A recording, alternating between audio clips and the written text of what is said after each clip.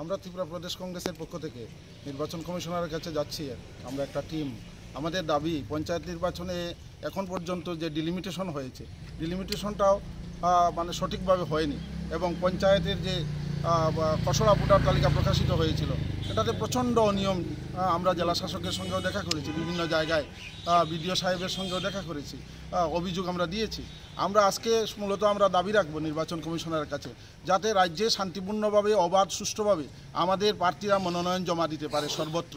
গত পঞ্চায়েত নির্বাচনে আমরা দেখেছি 96% আপনার মনোনয়ন জমা দিতে দেয়নি। তাহলে যদি মনোনয়ন জমা দিতে দেওয়া না হয় তাহলে তো এটা নির্বাচন বলা যাবে না। অবাধ সুষ্ঠু নির্বাচন করার জন্য আমরা প্রদেশ কংগ্রেস থেকে আজকে নির্বাচন কমিশনারের কাছে আমরা দাবি করব যাতে অনলাইনে মনোনয়ন জমা দেওয়ার ব্যবস্থা করা হয়।